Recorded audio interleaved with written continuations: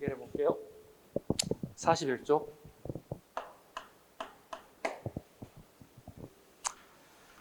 청동기 문화와 민족의 형상 보겠습니다. 자, 기원전 1000년경에 출현하였다. 비파형 동검의 출토부입니다. 원래 청동기란 구리에다가 주석을 합금한 것이나 우리나라의 청동기는 구리에 아연이 합금되어 있다. 동물형 장식이 많은 점이 특징이다. 특히 비파형 동검이 많이 출토되고 있는 점은 우리나라 청동기가 중국 계통보다는 북방 계통의 영향을 받았다. 그래서 우리나라의 청동기는 북방 시베리아 영향을 받게 되었다.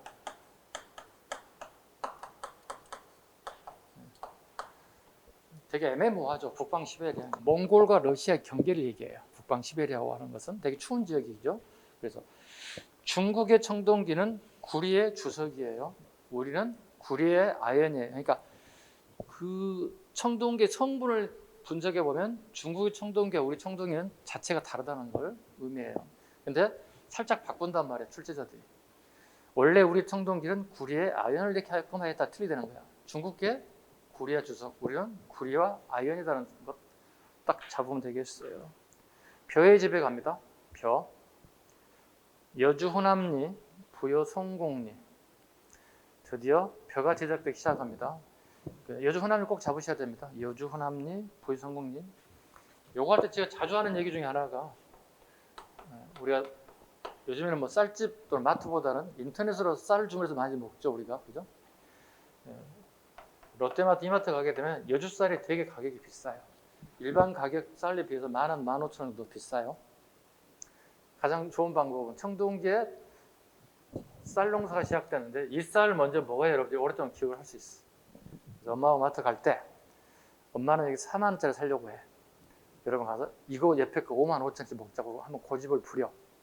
왜? 엄마가 그럴 거 아니야. 이거 먹어야 내가 공무원이 될 수 있다고. 왜? 이거 안 먹으면 공무원 안 되니? 여주 쌀을 먹어봐야 돼. 진짜 맛있는지.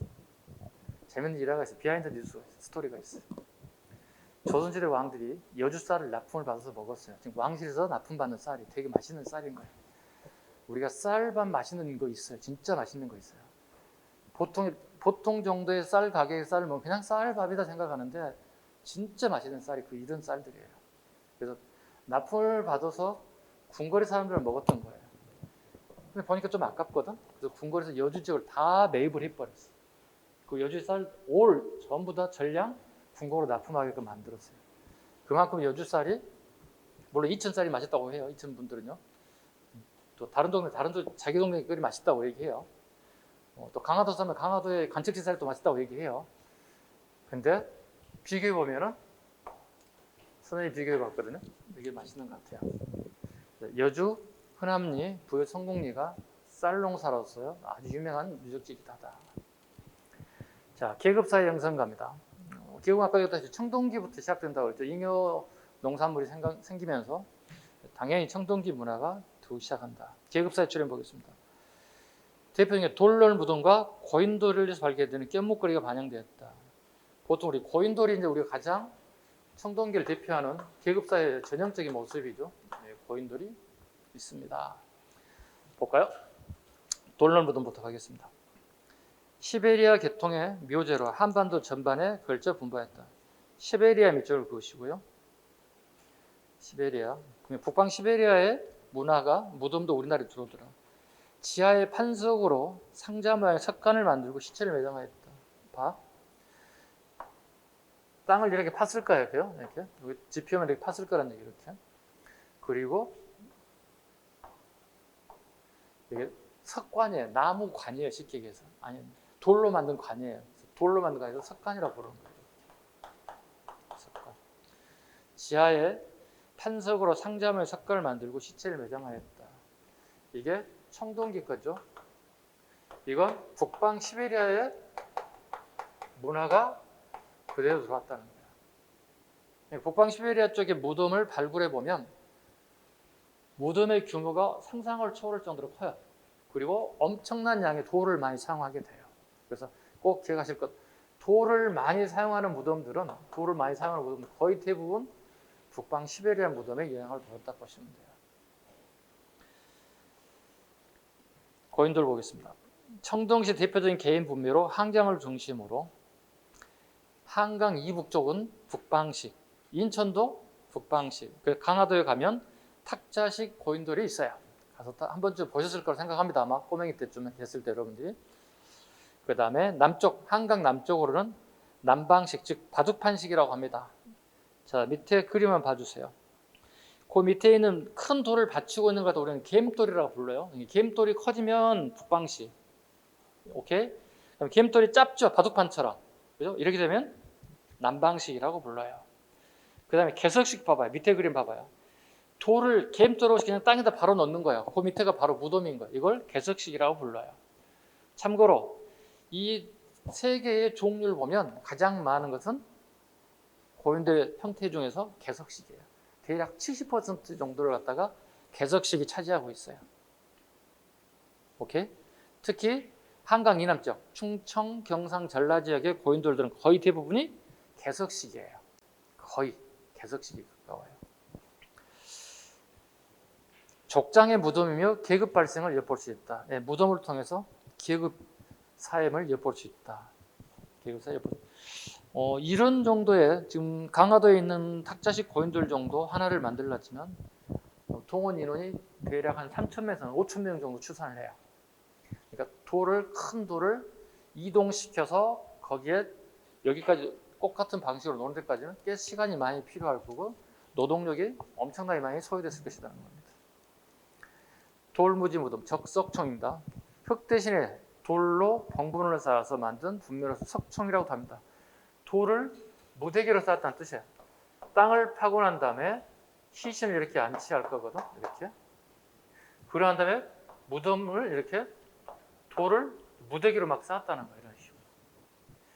이게 당연히 아까 북방 시베리아 양식이죠. 이렇게 하는 이유는 뭐냐면 이 동물들이 사체 냄새를 맡고 쫓아와요. 여러분 생각해봐요. 여러분 부모님 나중에 돌아가셨는데 동물들이 와서 묘를 파헤쳐서 부모님 묘를 훼손한다면 어떻게 해요? 되게 찜찜하고 기분 나쁘잖아. 또 이렇게 생각하죠. 감히 그죠? 감히 어디 이렇게 될 수 있단 말이죠. 그래서 이렇게 만들었다는 거예요. 그럼 되게 모양새가 안 좋지. 예. 시간이 어느 정도 지나면 어떨까? 이게 옆으로 퍼져나가게 되면 묘가 이상하게 되잖아. 예. 이런 식이에요. 이 돌로 무덤이 이제 발절되는 거예요. 이렇게. 돌 무대기로 쌓았던 돌무지 무덤이 이게 고구려로 건너가게 되면 이게 좀 정형화가 되기 시작해요.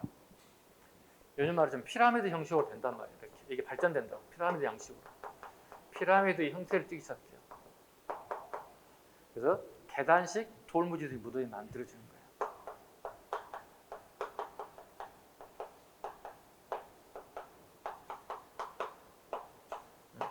계단식 돌무지가 어떻게 우리 피라미드 구조 형태로 조금씩 무덤의 형태 발전되고 있는 모습 보이죠?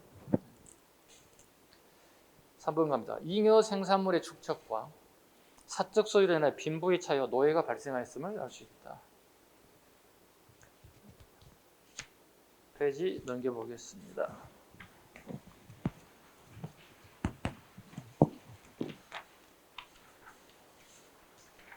(42쪽) 우리 민족의 형성가입니다. 아까 잠깐 언급드렸던 부분이 또 나왔습니다.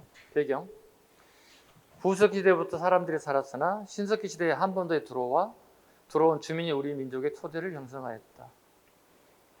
특징 빼고요. 3번 고대 우리 민족 한강 지역에 살고 있는 한족 한자를 뭐로 적으면 될까요? 이걸로 적을까요? 두 번째 이걸로 적을까요? 우린 적어야 한강 지역의 한족, 예종, 맥족이 혼재되어 우리의 뿌리를 이루었다. 주거지 갑니다. 청동기 시대의 주거지는 장방향에 들었습니다. 장방향, 직사각형이라고 그랬죠. 집께서 돈을 많이 벌었으니까 집의 규모가 커지고 있어요. 집의 규모가 커지고 있어요. 움집, 움푹 팠다는 얘기죠. 수혈, 구멍을 뚫었다는 뜻이죠. 수혈 주거로 깊이가 얕아서 지상 가옥 근처에 4명에서 8명 정도가 있었다.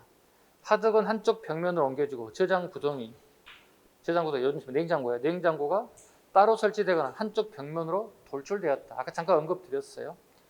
움집을 세우는데 주춧돌을 이용하기도 하였고, 자, 주춧돌이 밑줄 긋습니다. 집을 짓는데 우리나라만이 주춧돌을 지었어요. 일본 애들은 주춧돌을 짓지 않고 바로 땅에다 나무를 바로 박았어요. 우리 훨씬 더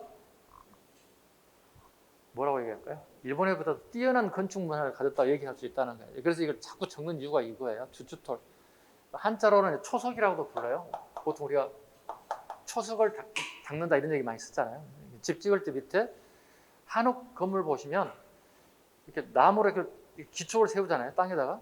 그럼 땅에다 바로 놓게 되면 이게 습기가 올라와서 이 나무가 바로 이렇게 썩거나 약간의 변질이 빨리 올 수 있다는 말이에요. 근데 밑에 이렇게 돌을 놓게 되면 습기를 방지하기 훨씬 오래 유지할 수 있다는 거죠. 근데 우리는 이걸 했고 청동기 때 이미 일본 애들이 이거 없다는, 그래서 초석이 있느냐 없느냐는 청동기 문화를 얘기하는 겁니다.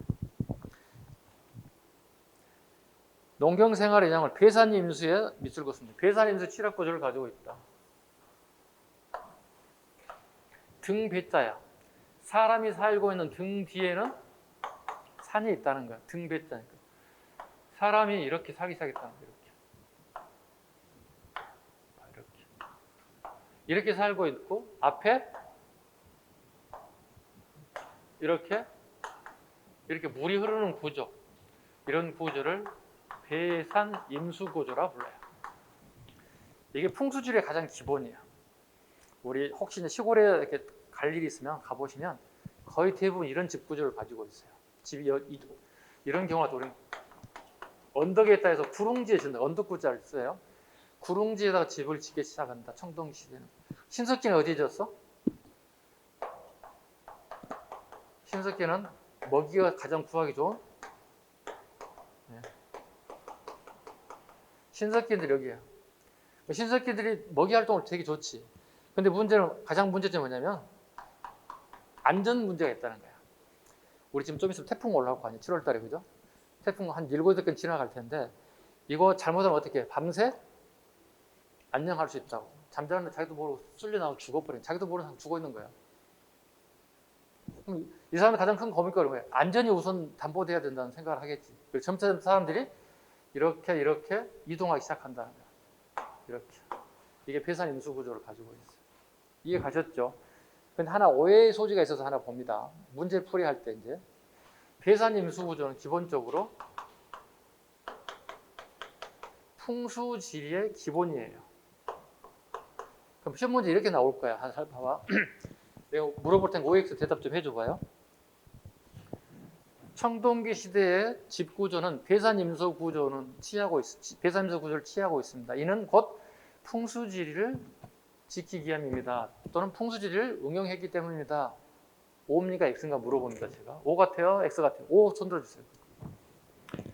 자, 다시 한번 질문 잘 들어봐. 청동기 시대의 집 구조는 배산임수 구조를 가지고 있습니다. 이 배산임수 구조는 풍수지리의 영향을 받은 형태입니다. 맞는 것 같아요. O.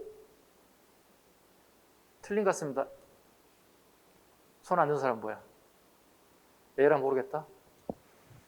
그러면 안 돼, 사람이. 틀려도 용감하게 틀리고, 배울 때는 맞아도 용감하게 맞고, 그러면서 틀리면서 배우고 가는 거니까. 잘 봐봐. 이렇게 하면 X가 돼야 돼요. 자, 봐. 풍수지리의 가장 기본은 뭐라고? 배산임수 맞아.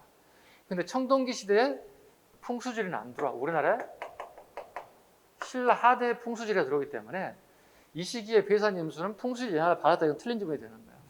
꼭 기억하셔야 돼. 이렇게 문제를 만들어내면 우리 어떻게 내가 응용할 수 있는 능력이 있어야만 점수가 맞추는 거야. 오케이? 오케이.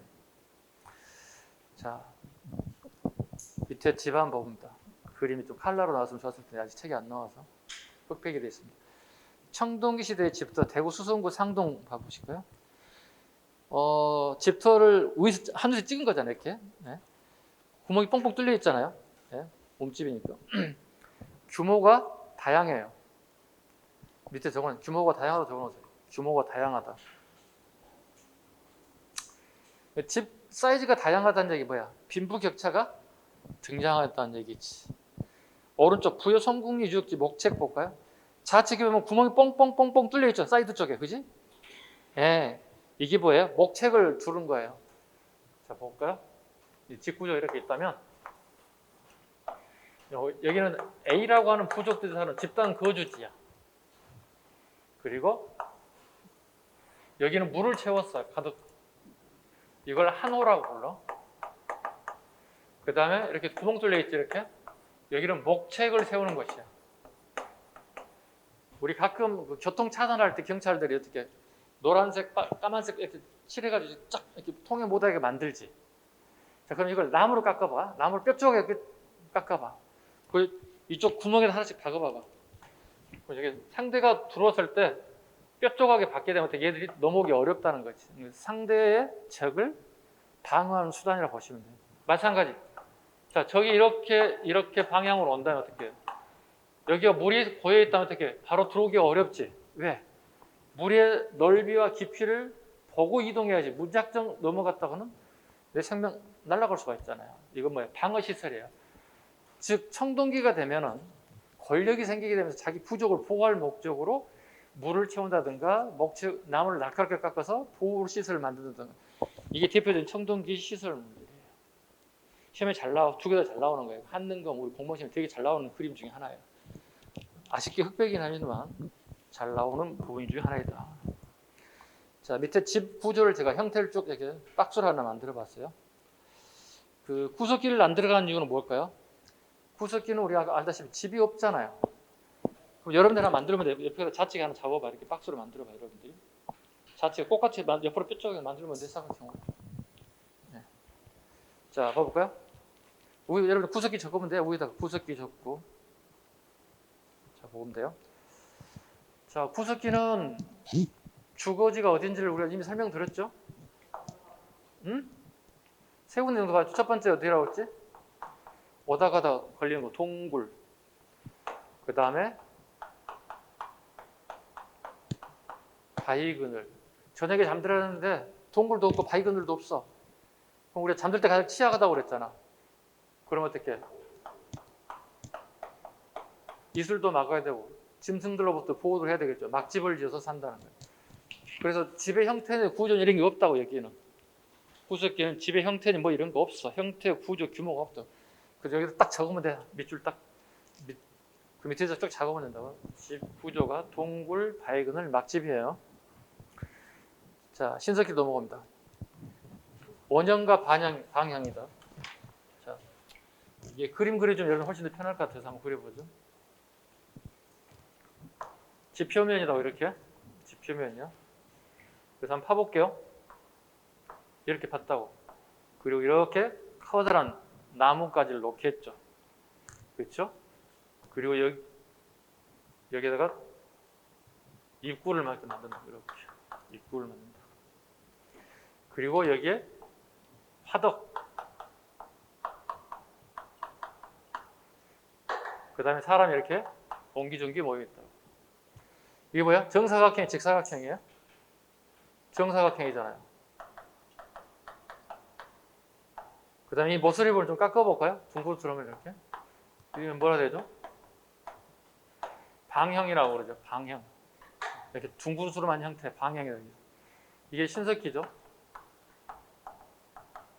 청동기로 넘어가자고. 자, 그런데 집의 규모가 커졌지. 왜? 청동기 계급사회가 등장하니까. 계급사회. 그래서 똑같이 이렇게 간다고 이런 식으로. 그리고 이렇게 입구를 만든다고 이렇게. 그 다음에 화덕이 어디로 갔다고요? 한쪽 벽면으로 갔다. 여기는 센터에 있는 거고 한쪽 벽면으로 갔고 여기 사람들이 이렇게 옹기종기 모여서 살기 시작하더라. 정사각형, 직사각형이요? 직사각형의 모습일 것이다. 이건 방향이라고 그러지. 길어졌지. 그래서 장방향이라고 부른다고 해서. 이렇게 장방향. 이렇게. 구석기가 적으면 되겠지. 동굴, 바위 그늘, 그 다음에 막집, 구석기, 신석기, 청동기. 이렇게.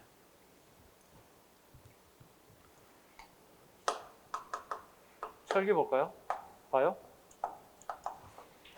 청동기 말에서부터 철기 시대가 오면은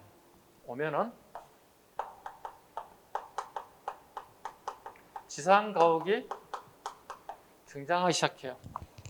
지금까지는 땅 속에 살았잖아요, 우리가. 그죠? 땅 밑에서. 근데 이게 불편하잖아요. 장점도 있죠. 장점은 뭐 같아요? 일단 안전성, 동물로부터 보호할 수 있는 것. 왜냐면 동물이 와서 그냥 무턱대고 훅 내려오진 않아. 내려오면 자기가 올라가지 못하는 사실을 알아요. 안전성. 그 다음에 아무래도 이제 겨울에 따뜻함을 이제 가져야 있을 거 아니에요. 뭘까 이걸? 보온이라든가 이런 부분에 있어서는 훨씬 더 효율적이잖아요. 근데 농사가 본격적으로 시작되면서 음식을 밑으로 가지고 가고 올리고 하는 게 보통 일이 아니라는 얘기야. 그걸 처음으로 이제 한옥집을 한번 지어볼게요. 쉽게 해서. 이게 훨씬 더 편리할 거라는 얘기. 이런 지상 가옥이 등장하더라는 얘기지. 자, 근데 지상 가옥이 들어가면 편리하면 되는데 단점도 있어요. 단점 뭘 것 같아요? 우리 지하철 타면은 안전하게 지하철 같은 게 겨울에 따뜻하잖아요. 그래서 밀폐된 공간은 따뜻한데 오픈된 공간은 주한역 같은 게 되게 춥잖아, 내려도.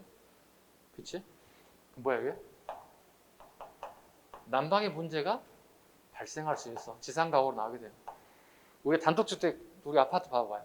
보일러가 들어오지 않는다면 되게 불편하지, 겨울에. 그치? 난방 문제를 해결하는 문제가 있겠지. 그럼 이때 난방 문제 해결할 수 있는 방법이 뭘까?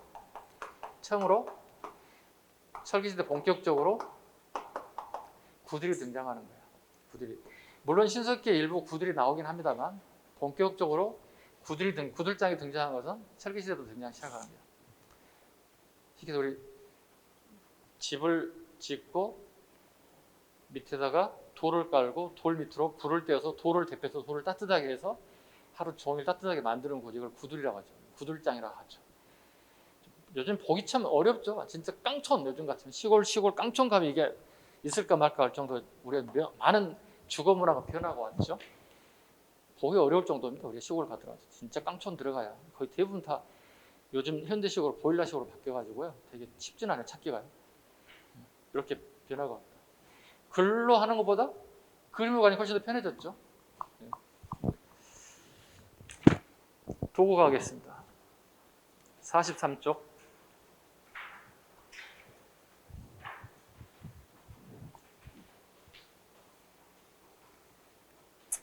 청동기 갑니다. 무기, 비파형 도움검. 밑에 그림 같이 봐주세요. 비파형 도움검.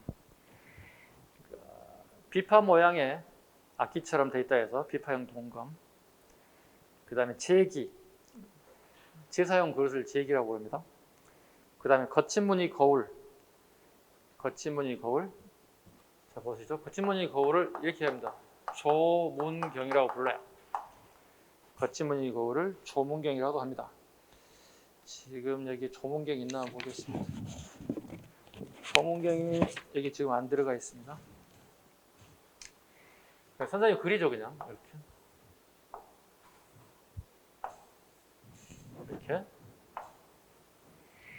여기는 그림들이 그려져 있어요. 근데 이 조자가 거칠 조자고요, 문양 문자고요, 거울 경자예요. 거친 문양이 있는 거울처럼 보였다는 거야. 이게 청동기 시대에 등장하죠. 그리고 철기로 넘어가겠죠. 청동기 말에서 철기로 넘어가겠죠. 초가 되겠죠. 이때부터는 좀 바뀌죠. 세문경이 바뀌죠. 이렇게. 여기는 구멍이 뚫려 있습니다. 이렇게. 구멍이 뚫려 있습니다. 구멍이 뚫려 있어서 가죽끈을 매달아서 이렇게 만들 수 있어요. 이렇게. 그러면 사람의 목에 거는 목걸이 모습을 취한다는 거예요. 결국은 뭐예요? 이게 조문경, 세문경은 거울이 아니라는 뜻이야. 근데 거울이라고 처음 얘기했으니까 처음 명명할 때 첫 번째 발견자가 본인 자기 얼굴 모습이 비치거든. 청동기인들이 거울을 사용했겠지 하고 붙인 이름이 조문경이었던 거예요. 근데 실은 첫 번째 거울을 처음 발견된 사람이 거울처럼 보인다 해서 조문경이라고 붙였다고. 실제는 뭐죠? 아까 했다시피 거리 정도가 아니라 먹거리 모습이에요. 즉 장식용이에요. 이건 뭘까요? 계급 시대에 계급이 나타나는 시기에 분장의 표식이라고 보시면 돼요. 자, 우리 여성분들 목걸이 많이 하시는데 목걸이를 밖으로 내보다 생각할까요? 보통 여기 목쯤에 이렇게 수습되는데 길다랗게 늘어뜨려 볼게요. 흉배를 지나서 이쯤 와볼 거예요. 여기에 커다란 조문경이 있어요. 근데 이게 해가 비치게 되면 반사돼서 걸어온 반대편 사람이 눈이 부실 수 있어요. 우리 거울에 비치했을 때 눈 부시잖아요. 이게 무슨 의미예요? 야, 내가 짱이 안 되네. A 갖춰 임마. 어디 얼굴 빳빳이 들고 와. A 갖추라는 의미예요. 나를 알아봐달라는 의미예요. 그럼 표식으로 썼다는 거야. 꼭 기억하실 것. 조문경, 세문경은 장신구가 아니에요. 거울이 아니에요. 장식용으로서 나의 군주로서의 표식을 하는 수단이었다. 아셨죠? 또 이렇게 얘기하죠. 선생님, 그럼 명칭을 좀 바꾸지 안 바꿉니까? 아까 얘기했잖아. 우리 학자들 겨울로 안 한다니까. 왜? 논문 발표하고 뭐가 수단 빡짝빡짝 해야만 될까 말까요.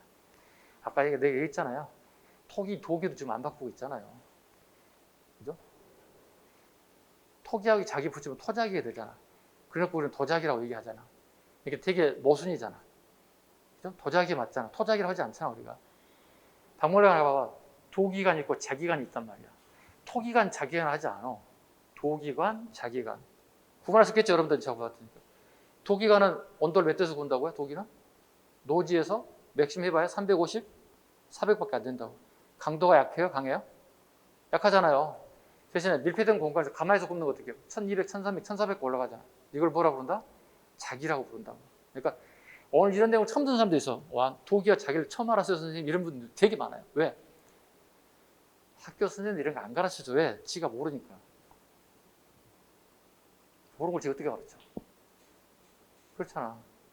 모르니까 못 가르쳐주는 거야. 이거 처음 듣는 사람이 있어. 손 들어 한번 들어봐. 선생님, 도기 자기 오늘 처음 구분할 수 있어요. 손 들어봐. 다 알고 있었어? 야, 선생님 되게 쑥스럽잖아. 알고 있었어? 왜 손 안 들어? 쑥스러웠나 봐. 에이씨. 선생님 쑥스럽게 됐잖아. 다 아는 것처럼 손 아무도 안 들어줘. 그렇죠? 충분히 갔죠? 모르고 있던 것들을 다시 새롭게 아는 것도 있고 내가 잘못한 것을 또 바로잡을 수 있는 것도 있는 거고. 이어서 갑니다. 간섭기 갑니다. 아, 밑에 빠졌다. 청동 금속재 농기구는 없다. 되게 잘 나오죠?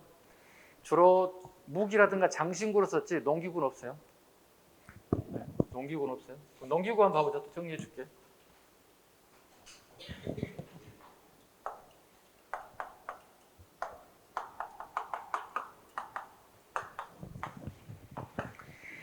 구석기의 농기구 뭘까요? 당연히 없지. 예, 맞아요. 수렵으로 채치니까 농기구가 없지. 요건 있겠네요. 농사짓기 시작하니까, 그죠? 뭐가 있을까요? 나무로 만들어서 뭐라 그러죠? 돌로 만들어서 뭐라 그러죠? 좀 유식하게. 청동기, 나무로, 석기로. 철기 시대는 처음으로 철제 농기구가 등장해. 그래서 잘 나오는 거예요. 이게. 잘 나올 수밖에 없어요. 그럼 기존에 사용된 청동기가 어떻게 됐을까? 청동이 어떻게 됐을까? 의기화됐다는 거야. 기존의 청동기는 봐봐. 원래 청동기는 원래 무기라든가 장신구로 썼던 것들이야. 이 청동기 원래는.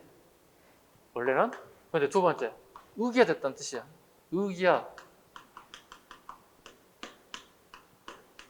제사용 그릇을 썼다는 얘기야. 요즘 뭐 어디 있어? 요즘 여름 왔잖아. 냉면 그릇이야 이게.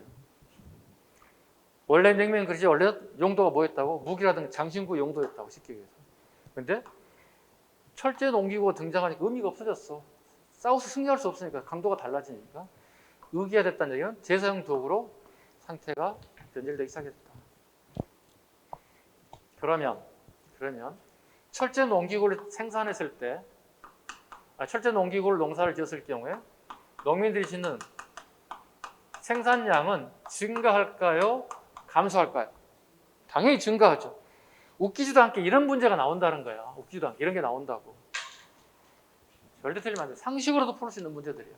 수업을 한 번만 들으면 풀 수 있는 문제들이에요. 토기 갑니다. 간섭기가 되겠군요. 반달 돌칼. 반달 돌칼. 세 번째 그림이죠. 자, 봐봐요. 간단해요. 보름달이잖아요. 완벽하잖아요. 이걸 잘라볼까요? 잘라보겠습니다. 자르고 이걸 지우겠습니다. 이렇게. 그리고 이 구멍 가죽끈을 연결하겠습니다. 보름달에서 반 잘라서 반달이 됐잖아요. 반달 칼의 용도 날카롭게 깎았겠죠. 이렇게 반달 돌칼. 한자로는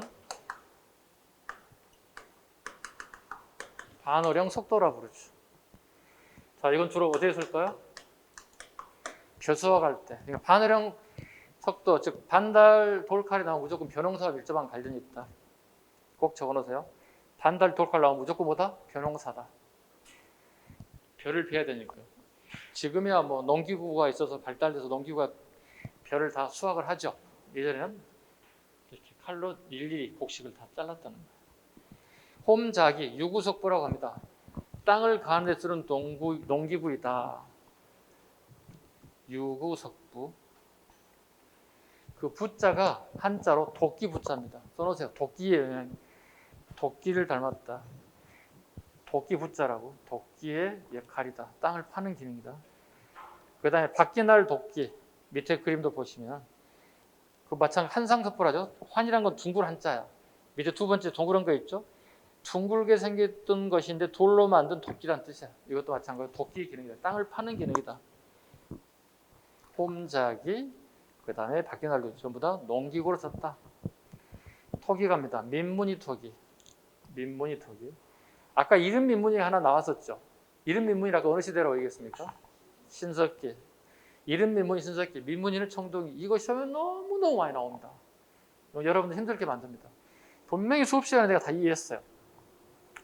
근데 다음 주에 보는 모의고사에서는 분명히 여러분 개 중에는 여기에 딱 들어오신 분들이 계세요. 떨어지게. 기막하게 딱 틀려주십니다. 고맙게도요. 다음 시간에 민문이하고 이름 민문이 구분모두 틀리신 분들은 반성해야 되겠죠. 갑니다. 손잡이가 달린 평북 우주의 미송식 토기. 미송이 토기. 미송이 토기가 안 보여? 밑에 두 번째 있군요. 자, 미송이 토기 보시죠. 손잡이가 달려있다. 동네 이름이 미송리에서 발견됐다 해서 미송이 토기. 이 미송이 토기의 중요한 점은 뭐냐면 여기 손잡이가 있잖아요. 그죠? 양쪽에 손잡이가 있잖아요. 처음 손잡이가 나타나는 거야. 이 미송이 토기는 뭐냐면 꼭 알아야 돼. 밑에 저거 고조선의 세력 범위를 알려주는 거예요. 고조선 세력 범위를 알려주는 게 몇 가지가 있는데 대표적인 게 미송이 토기예요. 고조선의 세력 범위. 고조선의 세력 범위가 A부터 어느 지점까지인지를 갖다가 알 수 있는 것들이죠. 고조선 세력 범위를 선생님 그림으로 한번 그려보면 선생님 앞으로 이런 지도를 되게 많이 그릴 거거든요. 이게 만리장성이에요. 오케이? 보세요. 이렇게 흐르는 강인데 이 흐르는 강을 요하라고 불러요. 요하. 하자는 강하자를 써요. 중국식 발음을 러허 이렇게 부르거든요. 러허. 하자를 갖다 허 이렇게 흐린다고 발음을 갖다가 중국애들 발음. 이 지역을 중심으로 여기가 동쪽이야. 이 지역을 중심으로 요서야. 그러면 우리 고조선 세력범위 어디서 어디까지냐 본다면 요서에서 뭐가 발견됐어요. 볼까요? 뭐 같아요? 비파형 동공이 발견됐어요. 여기서부터 한반도 북부까지 우리 세력 범위를 알려줘요. 곧 다르게 표현하면 이 지역 전체가 요동과 요소 전체가 고조선의 세력 범위가 됐다는 거예요. 그 중에 여기 봐. 이쪽에 미송리에서도 미송리 토기가 발견. 이것도 마찬가지. 즉 고조선 사람 사용했다는 뜻이에요. 약간 헷갈리는 사람들 위해서 기본적인 거 해드립니다. 봐. 고조선은 선생님 어느 시대인가에 물어본다면 청동기에서 시작해. 지금 하고 있는 청동기는 전부 다 어느 나라 얘기하고 있는 거야? 오케이? 청동기에 시작해서 봐. 청동기에 시작해서 철기 시대에 꽃을 피운 나라가 우리 고조선이라는 나라예요. 지금 청동기 하고 있잖아. 다 고조선 얘기하고 있는 거야. 고조선은 농사 어떻게 졌나요? 뭘 사용했나요? 다 물어보고 있는 거예요. 그래서 그 중에 하나인 미송이 토기. 여기서 만든 토기. 동네를 그냥 따서 이름 붙여버린 거예요. 여기서 발견된 미송이 토기. 차이점은 처음으로 양쪽에 손잡이가 있다는 겁니다. 그게 특징이더라. 그 다음에 여주 호남리, 부여 성공리의 붉은 간토기. 붉은 간토기 밑에 이게 컬러가 돼서 좀 잘 보일 텐데 다음 시간에 보세요. 컬러는. 그래서 붉은 간토기 그 한자로 홍도라고 붉은 홍자를 쓰고 홍도라고 표현합니다. 선생님 공부할 때 개인적으로 가장 좋아하는 토기 중에 하나가 홍도였습니다. 몰래 훔쳐다가 박물관에 있는 거 우리 거실에 장식장에다 하나 넣어놓고 싶었어요. 아니면 내 서재에다가 책 다 빼고 하나 딱 넣어놓고 싶었어요. 그 정도로 아름다웠다는 뜻입니다. 정말 아름답습니다. 정말 아름답습니다. 홍도는 선생님 이제 공부할 때 학교 공부할 때 이건 정말 아름답다 생각을 했어요. 여러 번 얘기했어요. 교수님 말미에 이거 용도로 생각해 보니까 동물을 잡아서 목에서 피를 빼가지고 재단에 올리는 그릇을 사용했다는 거야. 추측이 된다는 거야. 그 뒤로부터는 소유하고 싶은 생각이 별로 없었어요. 그렇잖아 사람이. 아름다워 보였던 거가 갑자기 그 용도가 동물의 목에 피를 짜서 재단에 올리는 그릇을 사용했던 약간 깨림칙. 그 뒤부터는 다르게 생각하기 시작했습니다. 다음 페이지 경제생활. 청동기인들의 경제생활 갑니다. 농경생활의 발달, 조피, 콩, 보리 등 밭농사 중심의 농경이 시작됐다. 밑줄 그렇습니다. 조피, 콩, 보리. 일부 서습지에도 벼농사가 행해졌다. 벼농사 관련 유적지는 평양의 남경유역지, 여주 호남리, 나주 다시면 등에서 기원전 1000년 전후의 타나미가 발견되었다. 꼭 기억할 것, 평양의 남경유역지는 계속 나오는 거니까. 가축 사육. 농경의 발달로 수렵이나 어로의 비중이 낮아졌으나 돼지, 소, 말 등 가축 사육 이전부터 증가했다. 그러면 이전이라는 얘기 뭐야? 이미 신석기 시대에 돼지, 소, 말 등이 길러졌고 청동기에는 양이 증가됐다는 뜻이야. 여러분이 좋아하는 얘기 개도 여기 나옵니다. 개들도 이쯤에 나옵니다. 개들도 고양이는 기록이 안 나와서 잘 모르겠어요. 개들은 여기 나옵니다. 뭐 여우과 동물이었는데 우리가 파생된 그 개들을 우리 사람들이 길들여 쓰기 시작했다는 거죠. 그 다음 밑에 청동 농경물 봐보시죠. 이게 지금 한능금에 기출이 되었고 선생님도 모의고사 낼 때 이거 자주 내는 문제 중에 하나입니다.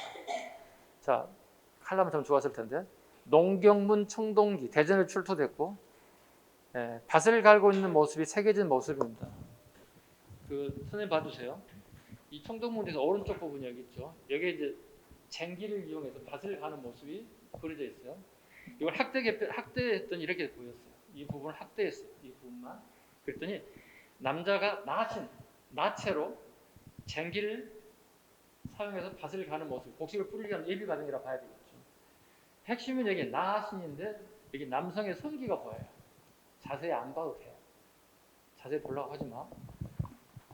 이게 무슨 의미냐? 그럼 이게 이 시대를 우리가 살지 않을 때 모르잖아요. 아니 농사짓는데 그냥 옷 입고 해도 되는데 굳이 꼭 나체로 그냥 밭을 갈아서 농사를 지어야 되는 무슨 이유가 있겠냐는 얘기죠. 그럼 우리는 되게 궁금하지 않아요. 근데 고고학을 전공하는 친구들이 되게 궁금해요. 왜? 우리는 현실을 보고 현실물로 공부해. 근데 고고학 애들은 데이터가 별로 많지 않기 때문에 상상력 가지고 공부를 해. 그 상상력이 되게 좋은 애들이야. 고고학 전공한 친구들은. 이건 분명히 신성함을 유지하게 한 것이다. 우리가 풍습 중에 어떤 큰 중요한 일이면 어떻게 목욕제기 한다는 얘기를 하잖아요. 네? 큰 일을 대사를 놔두고 그런 취지가 아닐까 이렇게 해석을 합니다. 이거 제 생각이 아니니까 참고로 참고로만. 근데 대신 이게 나오면 무조건 시대를 물어보는 거야. 청동기 내용을 선택적 고르시면 돼. 청동문이 나오게 되면 예술 갑니다. 토제품 갑니다. 흙으로 빚은 짐승이나 사람 모양의 토우, 흙으로 만든 인형을 토우라 불러요. 토우는 풍요를 기원한 주술적 의미이다. 주술적 의미를 읽었습니다. 주술적 의미를 가지고 있다. 바위 그림, 암각화라고 하죠. 아까 삼각화 기억나세요? 아까 삼각화는 뭘 어디다 그린다고 그랬지? 자갈에다가. 그 시대가 어느 시대죠? 그렇지. 자, 암각화 갑니다. 신석기 후기에 처음 등장했다고 하는 실제로 발견된 대부분의 바위 그림은 청동기 시대의 것이다. 울주의 방구대. 핵심은 고래입니다. 고래입니다. 울주 사람들이 오늘날 경상북도 울산광역시가 되겠죠. 울산광역시 울주군이죠 요즘에는. 그 지역에서 동해안을 끼고 있으니까 동해안에 살고 있는 고래잡이가 성행했다는 거야. 그래서 그 지역에서는 지금도 고래가 잡히고 있고요. 물론 포경을 할 수는 없죠. 합법적으로 할 수가 없습니다. 근데 그물에 걸려서 어떻게 불행 중 죽는 애들이 있어요. 그 애들은 처분을 하죠. 허가를 받아가지고. 그 고래고기로 먹게 되었다. 울주 천전리, 서속고기라고도 불렀다. 갔더니 둥근 모양, 십자 모양, 삼각무늬, 기하학적 무늬가 되겠더라. 이런 모습이 그려있더라. 이게 커다란 바위라면 이런 모습, 이런 모습이 그려있더라는 거예요. 그래서 내가 원은 우리가 대충 이 정도 예상할 수 있죠. 선, 태양 정도 예상할 수 있죠. 그 사람들이 태양의 중요성을 알게 됐다는 의미를 가지고 있지. 근데 삼각형은 이해하기 좀 어렵잖아요. 그죠? 문제 풀다가 좀 애매모호했나? 보통 삼각형 표시했잖아요. 학교 시절에. 그죠? 그렇다고 그 시기에 십자가가 있을 수는 없는 거잖아요. 그래서 우리 통상 우리가 기하학적이다 이렇게 표현을 해요. 기하학적이다. 고각을 전공하는 애들한테 물어봐요. 야, 삼각형은 좀 추측이 가능하지 않아? 아마 우리가 배울 때는 사람이라고 한 것 같아. 대충. 근데 확신은 할 수는 없어요. 그래서 기하학적이다. 고령 장길이 양전동 안각과 여기도 마찬가지 동심원, 십자형, 삼각형, 사각형 모양의 기하학적. 영일, 흥의 기계, 이거 포항입니다. 포항. 앞에 적어놔. 포항이라고 적어놓으세요. 포항 영일만을 얘기합니다. 칠포 바위 그림, 우리나라 최대의 바위 그림이다. 오른쪽 하단부 보시죠. 경북 포항 칠포리 암각화군. 다양한 그림 형태를 취하고 있더라. 철기는 잠시 가도록 하겠습니다.